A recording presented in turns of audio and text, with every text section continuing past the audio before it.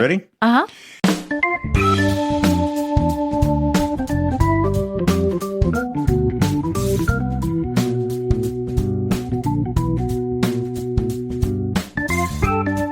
Wilder Show podcast. I'm Scott. That's Lauren. Uh-huh. Hey, Lauren. How are you today? I'm just great. Tolerable today? Yeah. I'll be the judge of that. Instagram, you can find us on Instagram. Just search Wilder Show Pod, and you'll find us, and you'll like us, and you'll share, and all that. If you want to send us email, just email to podcast@wildershow.com. That's podcast@wildershow.com. The Wilder Show podcast drops Tuesdays and Fridays at 6 a.m. Central Time, or really sometime before that, most usually wherever you get your podcasts. So like, rate, follow, subscribe, and share, please. We have to say a word about the Putin thing. Putin and Zelensky, there was the meeting, and then now there's supposed to be another meeting. Putin and Zelensky and Trump. One sort of little glitch. More bombings than ever in Ukraine by Russia. Since Isn't that crazy? Yeah, it is. This is, I look. Putin has charmed, fooled. He has fooled many presidents. Yeah. I mean, George W. Bush looked into his eyes Deep and into his eyes. saw his soul. Uh-huh. And Clinton and Obama and. Sort of out of Biden, he didn't even bother with Biden. He just said, Biden's in. Okay, let's go and take over more of Ukraine. And he went and did it. And then Trump came back, and he's kind of fooling Trump, I think. I think, but who knows? Anyway, one of the buildings that I think was bombed, and it's still some details that I don't have on this, but was the U.S. Embassy in Ukraine, which, by the way, I've seen. You've seen in person? Oh, yeah. Well, I went to I forgot Ukraine. you went there. Yeah. I went to Ukraine. I was in Ukraine, and then this is sort of weird. I was in Ukraine, and then we drove from Kiev to Moscow. Wow. Is that funny? Wow. So these two things are in the news. I've been to both places, and one directly to the other by road. So entered the country, like across a border with the things that come down and then the guards the whole thing. Yeah. Isn't that crazy? It is. And those two countries are now at war. Right. God, yeah, anyway. So you have loss of life, and you have all these things, property damaging, infrastructure is over, but also putting at risk the president's desire for the Nobel Peace Prize. But by the time, this drops, this podcast drops, perhaps it'll be completely different. However, usually what happens with Putin is, we're going to meet on Friday. And he turns to somebody else and says, Thursday, large bombs, many bombs. The day before, let's get it done. So we'll see. We'll see if it's going to be a meeting. I think you're going to see Trump very frustrated again with Putin, and we'll be watching. Texas legislature. It's game on now, California says. Look, the Democrats are back now, claiming victory, which they had no victory. It was complete defeat. Oh, well, how does that get spun? They will say that, we may go down, but we're not going to go down without a fight. Okay. And we inspired people in all these other states.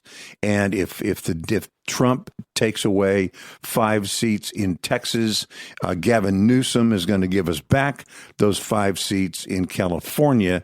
Then we're going to get other seats in other states. So they were an inspiration. Mm-hmm.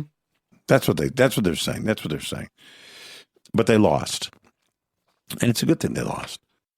Well, there is a change coming to a restaurant. I think you've been to the Cracker Barrel before, right? Lots of times. Yeah, Cracker Barrel. All over, maybe not all over the country, all over the south and southwest, and in town and on road trips. On road trips. Sure. It works well for me for road trips because it's pretty dependable breakfast. Yeah. I like to get up and drive about 4 o'clock. And then by the time you get about 3 hours in, sun's coming up a little bit. Maybe you find a Cracker Barrel somewhere. Yeah. Have some pancakes, little scrambled eggs, whatnot. Sure. They have a style there.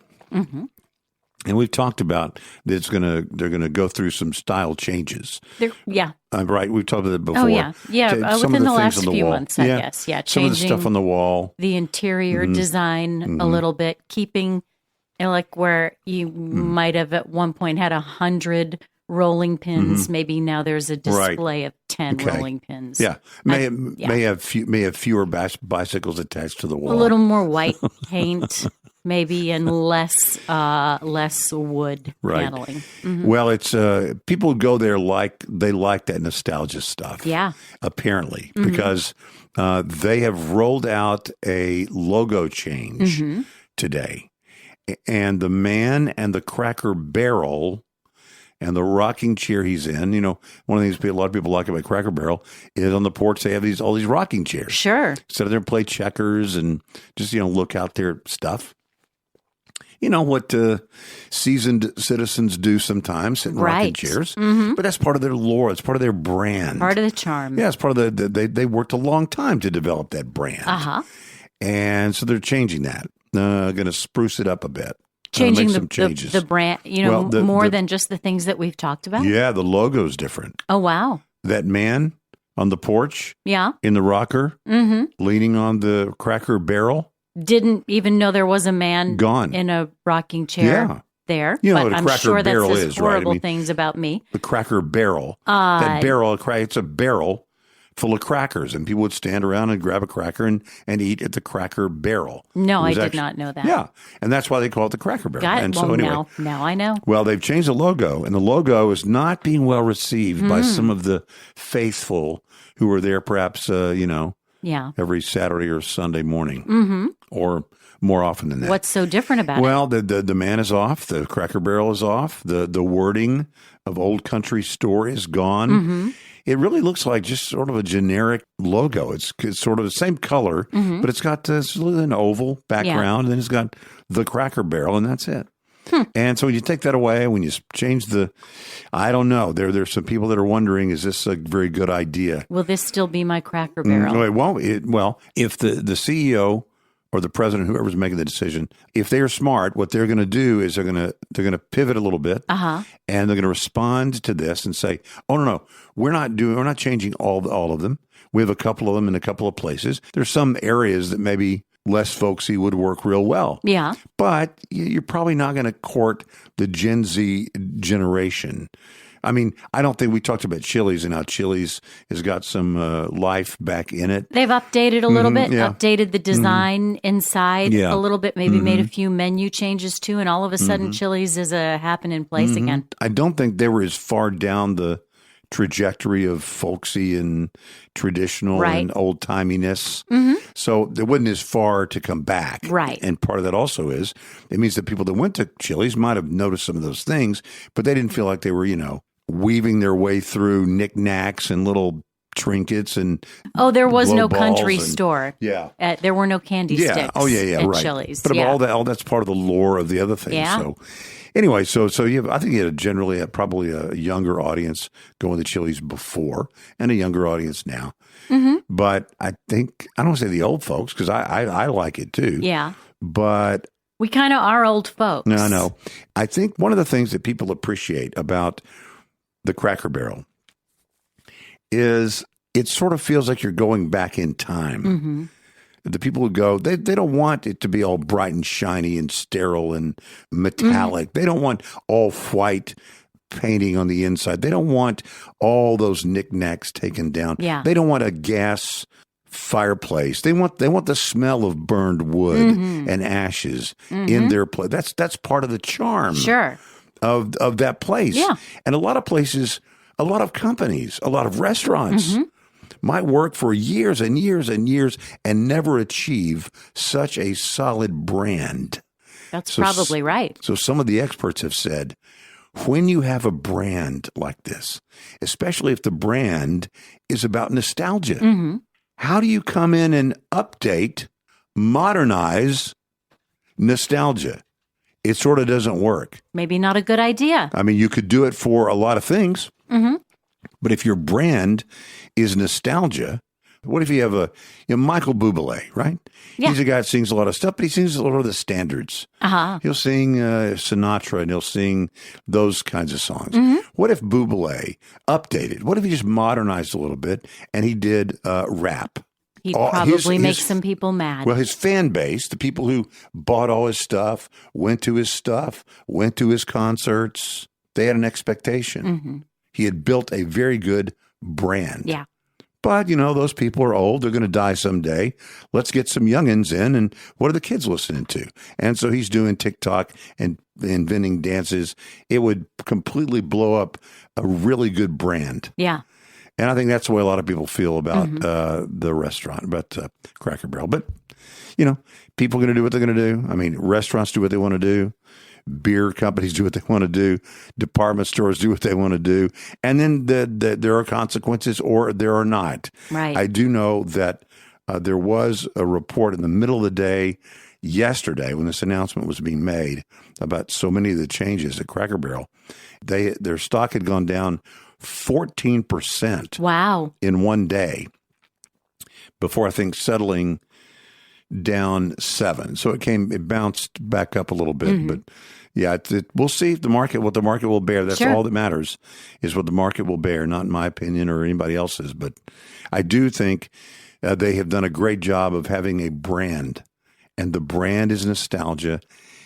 And I don't know how you modernize nostalgia without destroying the brand that you worked so hard to build.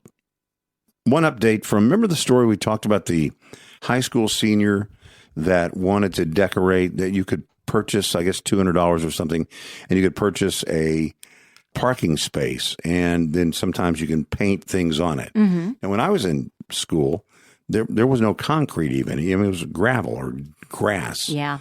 We couldn't paint, anything. But I never had a car in high school, so I don't know if we could do that or not.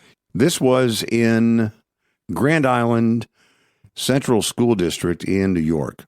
And there is a girl there named Sabrina Steffens, and she said, I want to paint. She had paid her money, and she wanted to paint what she wanted to paint on her parking space. I'm sure there are rules and guidelines in place, things you can't do, things you can't say, images you can't depict. Now, they said you cannot include references to her faith.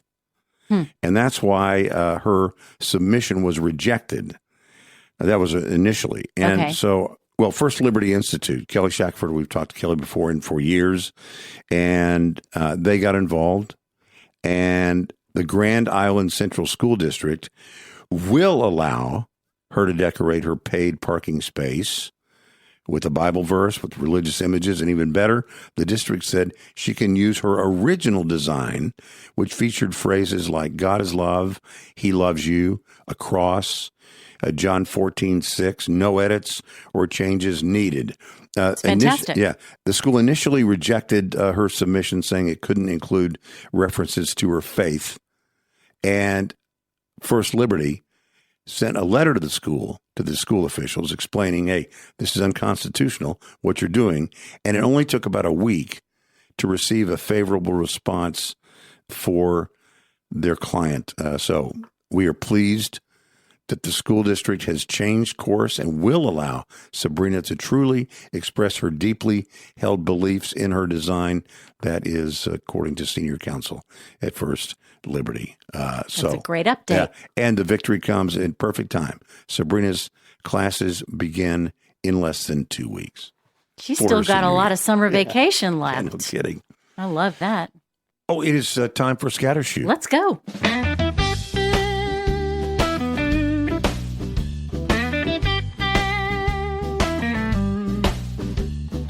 Wilder Show Scattershoot. If you're new, if you are among the uninitiated, I'm Scott, that's Lauren. This is the Wilder Show podcast. The first part is, what do we like, news and current events, things like that, things that are more like the blue section of USA Today, if you remember that. And then this part, otherwise known as Lauren's Corner, is more like the purple section, sort of the life section of the USA Today, the Today section of the Dallas Morning News in the olden times. And it's where Lauren thrives. Ah. So this is the This is the Wilder Show Scattershoot. So welcome. Speaking of thriving, how do you get your health information? I mean, if you want to, if you're looking for advice and tips on health and wellness, and you go to social media, right? Isn't that what we all do now? Yeah, I guess so. TikTok? Well, I don't have TikTok, but I mean, usually if I, like I say, I have a little bit of a sore throat, I would go to WebMD and find out what I think it might be. How could you possibly stay healthy without TikTok? No, right. Okay, how could you possibly know about all the new wellness trends without TikTok? Well, they do share a lot of information on those things, and maybe the younger, you and I might be of the generation that if you have a health problem, you go to a doctor. Yeah. Or you would at least seek advice from something, reputable. It's known for being factual and accurate and helpful. Well, I'm pretty sure all these people are only sharing facts. Okay. Well, you've seen these things. Ice plunges, cold baths, things like that. You've heard people talk about raw milk or crazy diets or taping their mouths shut at night. Have you heard about mouth taping? Is that to keep you from snoring? Maybe it would keep you from snoring. It's to keep you from mouth breathing, but I mean, experts say don't do it. Don't do it. All of these things are things that you should have, the help of a healthcare professional. A lot of them, at least. So I'm not going to say, I don't have TikTok either. Yeah. I know about a lot of these things, though. Yeah. Someone near and dear to me. Whose name I will not mention. One of those things? Is an advocate of TikTok. Okay. And I know this person gets some health advice from the things he or she sees on TikTok. Can you say they? So this is interesting to me, though. Okay. What kind of person? These are not dumb people. These are educated, smart people. Correct. Who are kind of jumping into these trends. Are you talking about the people that are receiving the information or the people that are the influencers? No, the people who are being influenced. Okay, so the people smart who are thinking they need more electrolytes and the people who are thinking they need to cold plunge or the people who think they need special organ meat diets. Never heard of that. Don't you even mean like really. Liver and I guess so. Kidneys. They've got kidneys and something in liver. I guess. I don't heart, know. And that's people are looking. People are looking. They're seeking. They're seeking. There's a certain kind of person who goes all in on these things. It turns out, people who are all in on these wellness trends they're high in openness. Okay, they're curious. They're novelty seeking, and they're agreeable, which means that they're trusting. They're empathetic. Okay. They're more drawn maybe to alternative kinds of health practices. And then the influencers exploit these traits because they know that. So they blend the novelty and trust of these new things. They create strong parasocial bonds. Now, I'm not saying this reflects on the people that you met or the person, if they exist, that you mentioned, because I don't even know what you're talking about. But read those traits again. What are those traits of someone who is most likely a consumer for this kind of thing? That would be a person who what? Is curious, novelty seeking. So maybe not really afraid of new things, interested in trying out new things. They're agreeable, which means they're trusting. They're empathetic. They might be drawn to alternative things like this, alternative health practices like this.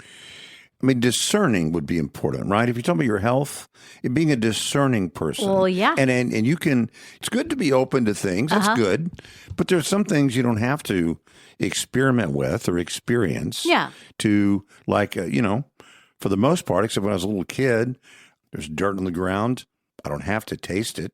Right. I know I don't want it. I know it's not good for me. There might be a type of person who would say, the dirt is really good for you. And there's nutrients in the dirt. And let me tell you about this study that talks about the dirt and all of the things in the dirt. And if you mix the dirt in your coffee, then you get just the right amount of these nutrients in the coffee. And it doesn't even, it really... You might taste it a little bit, but it's good for you. And here's why. Let me give you a few reasons why it's really good for you. Are the influencers getting paid to do all this? Oh, yeah.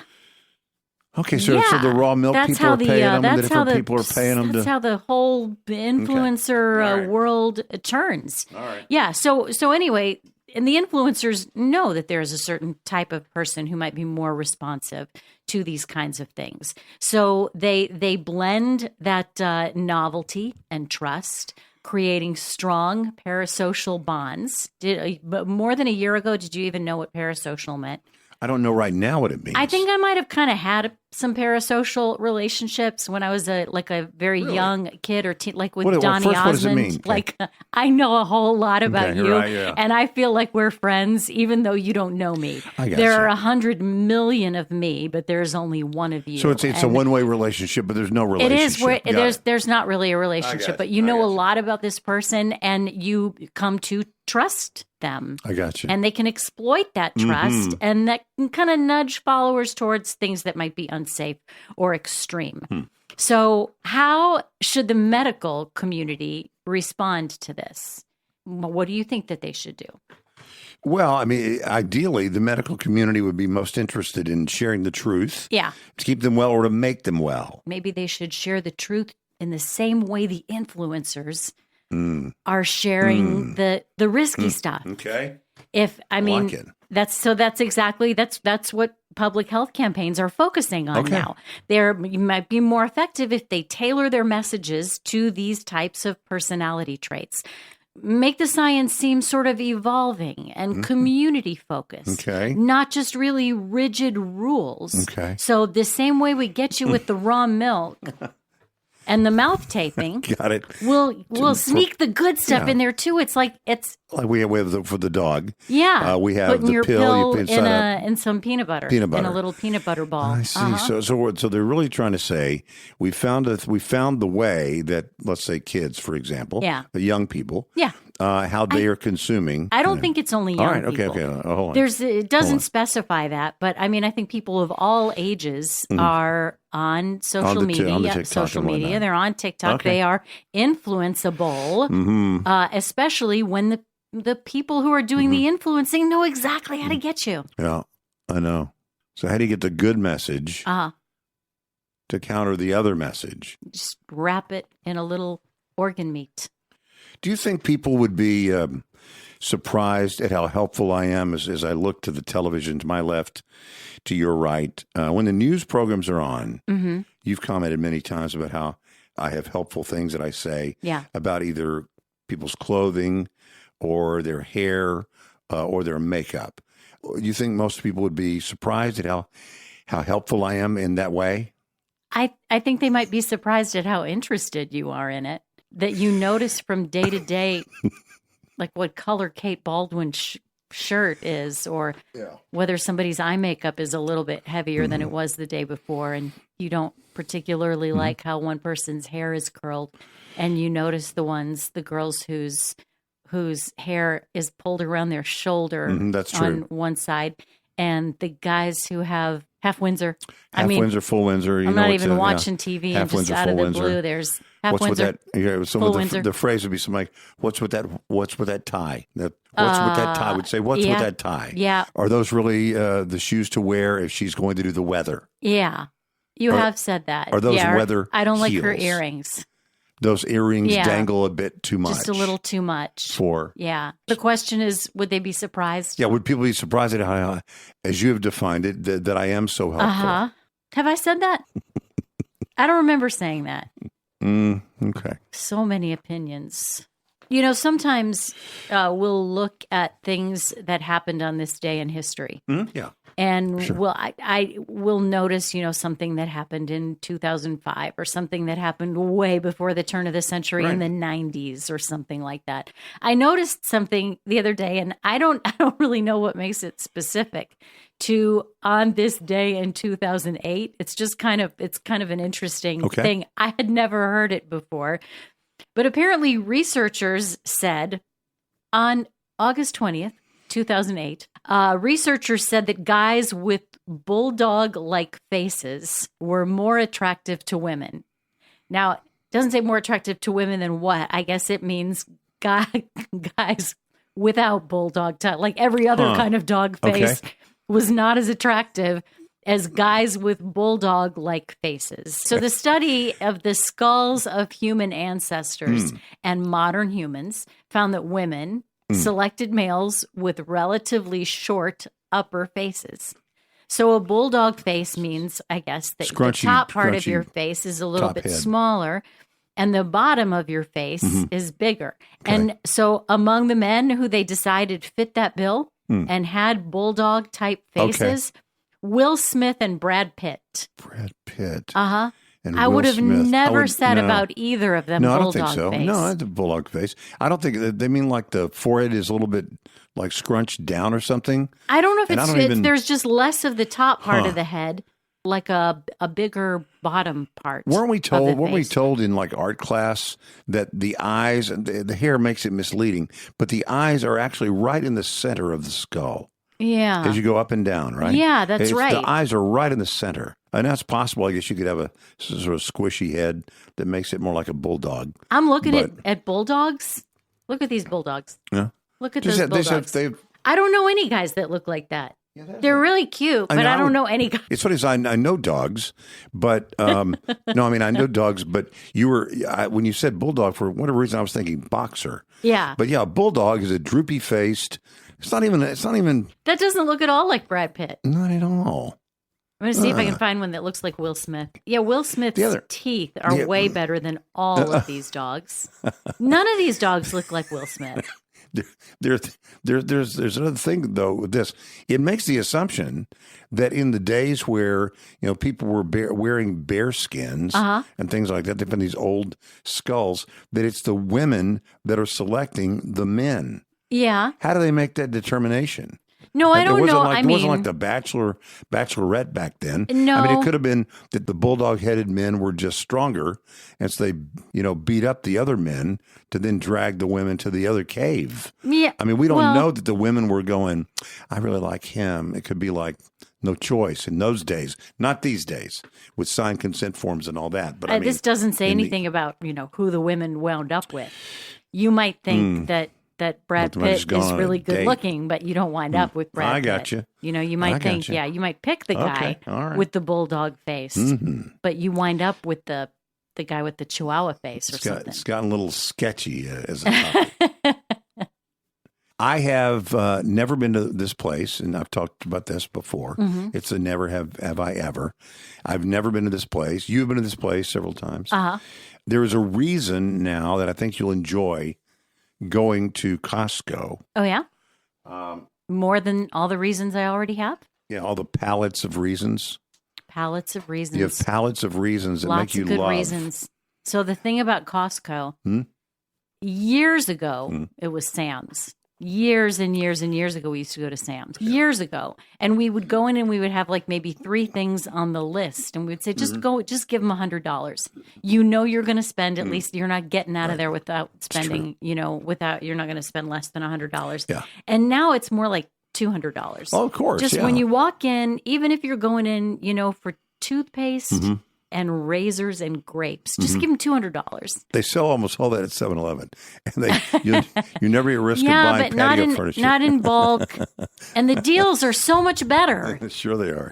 My dad would say, you go broke saving money. That's exactly right. Anyway, Costco, there's a new reason. Yeah. They just had a bit of a breakup. Did you see this? Oh, no. With what? They had a very long, 11-year relationship. Oh, wait, can I guess? And they have... I want to guess. Broken up. I'll let you guess. They have broken up after sort of a tough ending, and they're saying goodbye to one thing. Did they break up with Pepsi? They did. So now you can get a hot dog and a Coke? Yes, you can. I might actually get a hot dog and a Coke now. How about that? I have never once had a hot dog because I didn't want a Pepsi. And it didn't seem right to just get a hot dog. Well, I know people, first of all, people say, hey, they're both bad for you. They're the same thing or whatever. I know. They're not the same thing, but they both are probably, not good for you. Yeah. I do. Between the two, I would go with the Diet Coke. When does this fabulous thing start? I didn't write that down. I was so excited. I just moved on. I think it's like now or soon. Wow. Yeah. So I'll get you that off the grid, as they say. But there you go. I'm in. So Costco. It's an old joke, somebody comes and you order a Coke and the waitress says, is Pepsi okay? And you say, is Monopoly money okay? No, it's not the same. So there you go. So good for, I guess, good for Costco, good for Coke. Definitely. But it's been a long time. Good for us. It's been Pepsi and the hot dog. That's been a long thing that they've had there at Costco. So there you go. I'm very happy about that. I knew you would be. That's why I wanted to share. As of 2025, this year, yes, there has been what I think I would call, I think it's a sea change. Ooh, okay. It's pretty significant. A seismic shift. Yeah, as of this year, around 28% of American households still have a landline. Only 28%. 28. That means that the overwhelming majority, 72%, are now wireless only, relying solely on mobile phones for communication. It kind of makes sense. There, places like regions in the Northeast still have a slightly higher landline usage rates, while states like Idaho and Oklahoma are among those with the lowest landline use. And of course, there is one demographic group that is still kind of holding on to the landline. There's the older landline citizens. Usage. Yes. So where there are more seniors, got it. There are more landlines. So Arizona has some landlines. I guess Florida so. has some landlines. I guess so. I mean, wherever the retirement type places would be, have some landlines. My mom still has a landline. My mom has a landline. Yeah. I have a landline. There's not a phone plugged into it, but there is still a landline. Well, there's still a connection that comes into my house. I could plug a phone into it if I wanted to. I just haven't. Wasn't there a time when it was the landline? Everything's changed. It was the landlines that were attached to the security system. Yes. Because then if your cell phone goes down or whatever, it can go immediately to the landline. Yeah. So that we don't need electricity for the phones in the olden times for the phones to work. Yeah. The phones are not tied to the internet. They're not tied to Wi-Fi. They're not tied to battery. That's exactly right. They're wired. You know what I wonder could change this too? We saw a lot, even just this summer, about families of young children. I was thinking about that. They've been without a landline for maybe years, and now they're putting landlines back into their homes for the young kids to use. So they don't go to the smartphones. So they don't go to they're not using mom and dad's smartphones, and there's really not a reason for them to have their own smartphone. Until I think it kind of goes along with that thing. Have you heard about that? Wait until 8th. Until 8th? It's a movement to keep wait until 8th. Wait until 8th. It's not the age of 8. It's wait until 8th. Like 8th grade. 8th grade. Oh, got it. If everybody would kind of band together and not get your kid's smartphone until 8th grade, then it would take the pressure off of it. Wouldn't be like, you're the only one whose kid doesn't have a cell phone and all their friends have cell phones. And why am I the only one who doesn't have a cell phone? And I think that's probably doable. I haven't found that parents are really, competitive about stuff. About getting their kids something before anybody else. I think you get cooperation probably from everyone. Yeah. Probably. I'd love to see the landlines go back up and have it mean that kids are relying on landlines again to talk to their friends, make plans with their friends, maybe lay on the floor and put their feet up on the bed and spend an hour on the landline while their brother's pounding on the door. It's my turn to talk on the phone. Yeah. I mean, were those not the simpler times? Yeah, they were simpler times for sure. I was picturing sort of almost jumping across diagonally a bed to then be able to reach the phone. Before it stopped ringing? Oh, man. Because there are no machines. Right. So you run and you jump and you grab it. Hey, hello. And if you missed it, you didn't know who called because there was no caller ID. Yeah, you didn't know who it was. It was a mystery. And it also, not that I ever did this, but if you were to do prank calls, in those days, they couldn't tell who it was. That's right. So Is your refrigerator running? Yeah, right. Do you have That's the only one I remember. What's the other one of? Do you have Prince Albert in a can? Yeah. Yes. Let him out. Let's see here. Those were the days. Man, the pranks and stuff you could do. I mean, I remember when the first time you could ever tie in a third party line, and how weird it was to go, okay, I know I'm talking to just one person, but what if there's another person that is listening, but their hand is over the thing? Because we didn't have mute buttons or anything. You just Listen. had to put your hand over it. Yeah, girls were bad with stuff like that. See, that's what I'm thinking. I have some Mean girls. vivid, very sad memories of 7th, 8th grade. They did things to you like that? Yeah, not Lauren. even in, I mean, not a bunch. I had a pretty fortunate growing up period. Maybe that's why the times that it did happen stick out so much that I remember them so clearly. I'm not going to say it on the air, but I could tell you the names first and last of both of those girls. Oh no. I could tell you exactly what happened. I could tell you all about it. Oh my goodness, Lauren. But listen. So that was the trouble that we got into when you could be talking to the phone on somebody and they could have somebody else on an extension with their hand over the mouthpiece. Just imagine. I mean, when we talk about how kids bully each other on with smartphones and social media and texting, I mean, it makes my stomach hurt a little bit just to think about it. Yeah, I mean, a screenshot. Hey, look what so-and-so said about you. Oh no! I mean, no. Then you can repost. See, so it's not just that they would show it to the friends. Yeah, they show it to the world. Yeah. Yeah, it's just, get the landline. Get the landline for the kids. Here's the deal. Get the landline and go to the Cracker Barrel. So go back in time.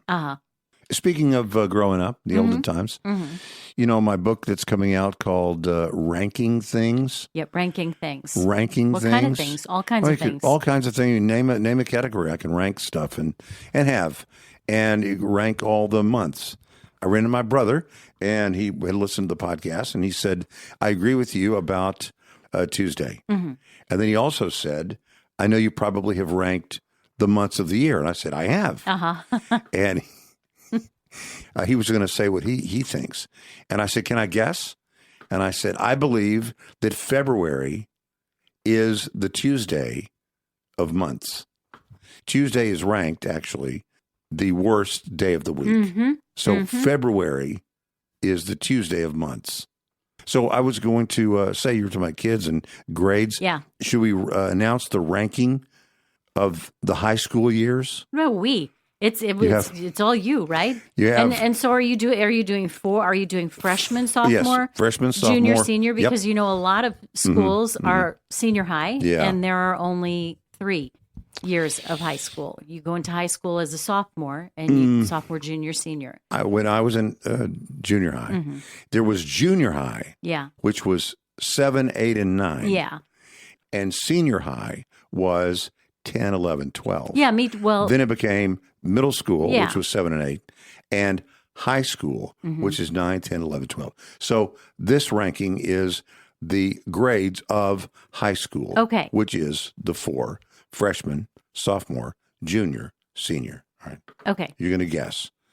What do you think is the worst of those 4? Freshman, sophomore, so I'm junior, guessing what you've decided. Senior. Freshman, worst. I think no. I don't think so. Okay. I think sophomore is the worst. Freshman, you have an excuse. Hey, I'm new. I didn't know that.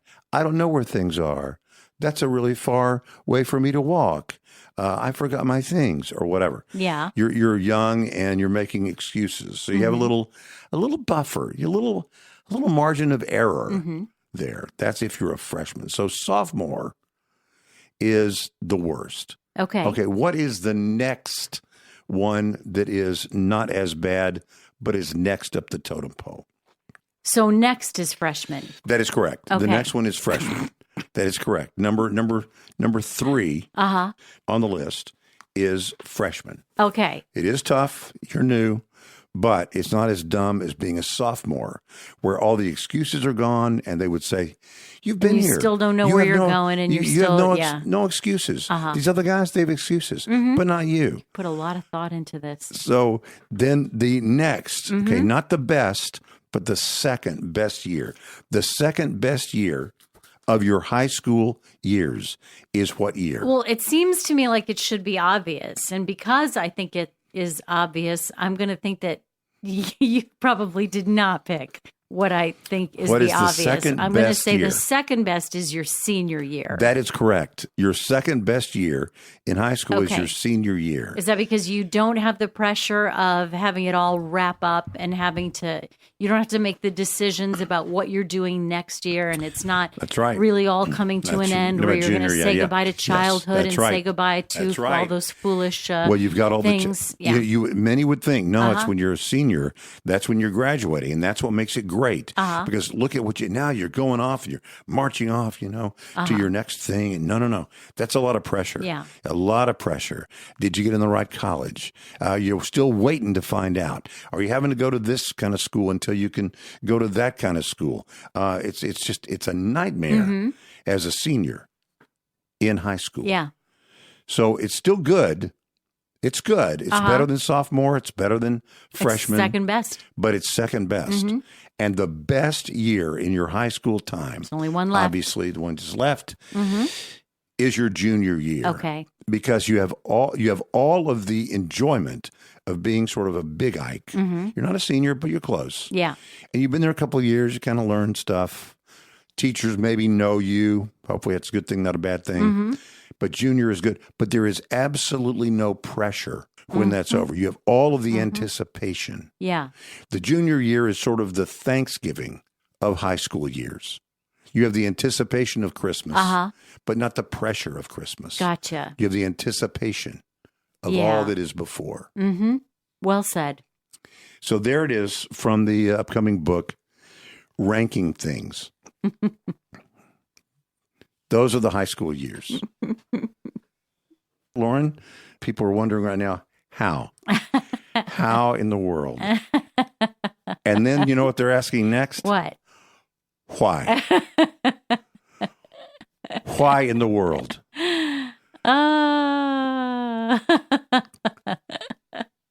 First, how could she endure it?